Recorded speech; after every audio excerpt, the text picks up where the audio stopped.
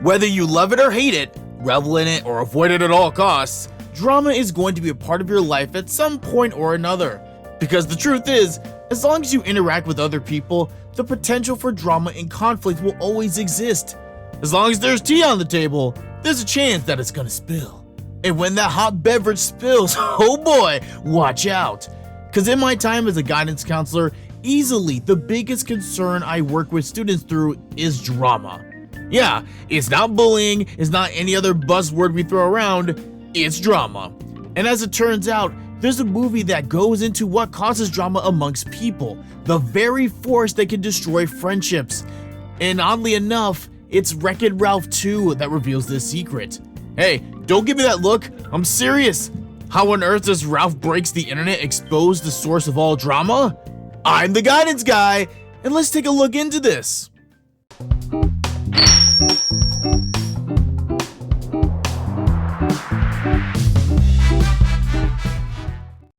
Now before we get started, I want to let you know about a couple videos I got out. I dropped a surprise video a few days ago about everyone's favorite aardvark, Arthur Reed, and then last week I did a mini on the most powerful android in the MCU. If you got time, go ahead and check them out. I put them up there in that corner. Pretty good stuff.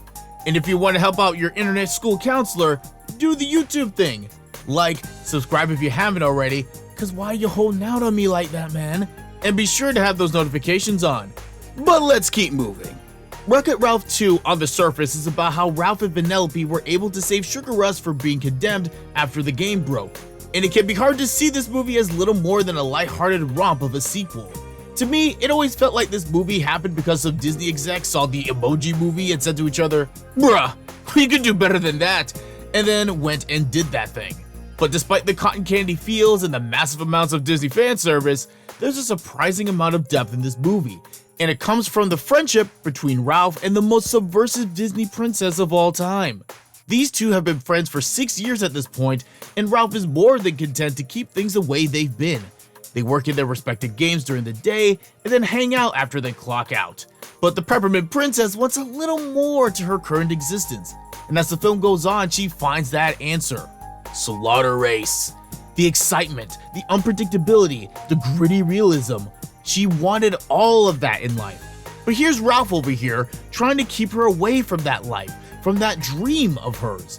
And Ralph's desire to keep things the way they've always been eventually leads him to trying to sabotage Slaughter Race with a virus that exploits weaknesses.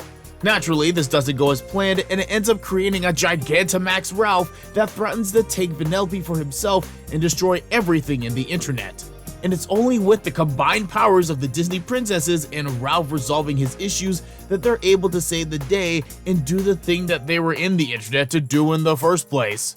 But Ralph's journey does in fact show us the source of all drama: insecurity. At the end of the day, the reason for all the conflict that occurs in Ralph Breaks the Internet is a direct result of Ralph's insecurity. He wanted to keep life the way he'd been used to. He didn't want to lose Vanellope, not to another game, not to Shank, not nobody. As they both explored the internet and the vast options that existed in that realm, Ralph wondered if he was enough for her, if he could still matter to her in this world of endless possibility.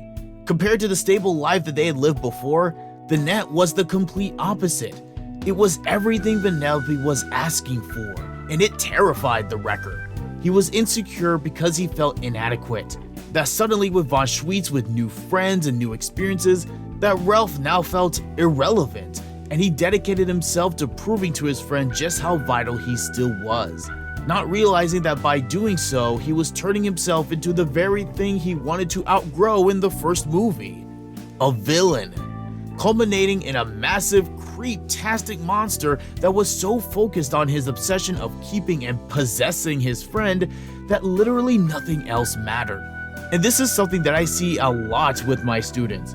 One person may be jealous that their close friend is expanding their pool of acquaintances, or they may try to control their friend group by setting up rules as to who they can and can't talk to. And all of that is rooted in a form of insecurity. The truth is, we all have some measure of weakness, some sort of inadequacy that can overcome us and turn us into someone we're not if we're not careful. For some, it may be a fear of being abandoned by those closest to us. or fear of not doing and being perfect in everything, or of being alone.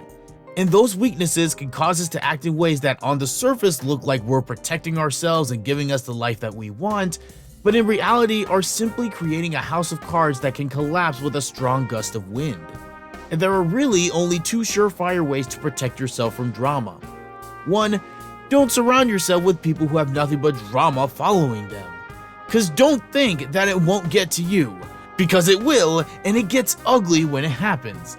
I've seen it too many times.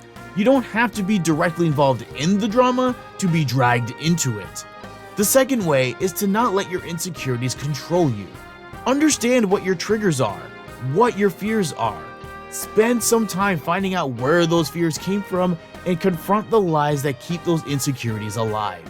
If you need to reach out for help to fight that battle, do it. Why not get help if it's gonna make you better? Because when it comes to our own fears and insecurities, we can choose to wreck it or allow it to wreck ourselves and our relationships. Thanks for watching. Let me know in the comments what other characters and franchises you'd like me to discuss next. Also, don't forget to like, subscribe, and ring the bell so you know when the next video is ready.